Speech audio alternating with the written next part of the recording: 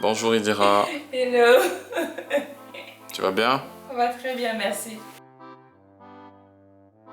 Alors, mon personnage c'est Ruth, qui fait partie des aînés de la famille et qui a une femme qui est très dure. Voilà, elle est blessante, c'est une femme en colère.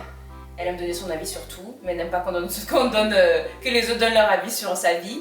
Elle a des prises de position qui sont fermes. Elle n'est pas forcément comprise, mais c'est un personnage qui souffre. C'est un personnage qui est en peine et qui...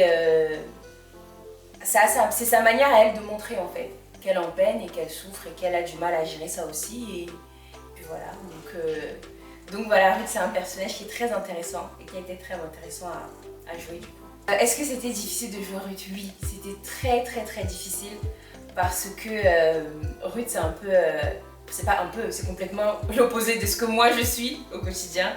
Et c'était très intéressant parce que ça a dû ça m'a poussé en fait à sortir de ma zone de confort. Et ça a été difficile aussi parce que c'est un personnage auquel je m'attache avec le temps. Et c'est comme ça aussi que je découvre que c'est un personnage qui souffre parce que j'apprends à la comprendre. Pour pouvoir être aussi en colère, il faut qu'il y ait quelque chose de fort à l'intérieur. Il faut qu'il y ait quelque chose qui fait mal. Et donc voilà, donc j'essaie d'aller chercher ça et c'est très inspirant. Est-ce que j'ai fini par aimer Ruth? Oui, je pense que oui. J'ai fini par aimer Ruth et par aimer aussi ses éclats de voix. et oui, même si je me suis dit que Ruth c'est pas forcément quelqu'un que je pourrais être, c'est clair. Mais oui, j'ai fini par l'apprécier effectivement.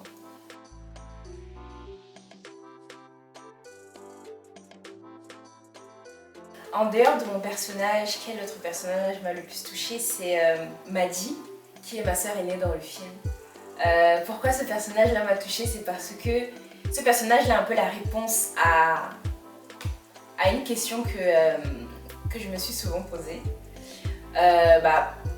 On va dire que personnellement, j'ai souvent été témoin de situations, de personnes qui, face à la problématique de se régulariser dans un pays étranger, décident de faire le choix de devoir faire un enfant pour cet unique objectif.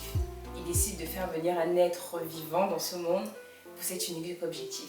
Et je me suis toujours posé la question de qu'est-ce que deviennent ces enfants-là en fait? Dans le futur, comment ils grandissent? Comment ils évoluent?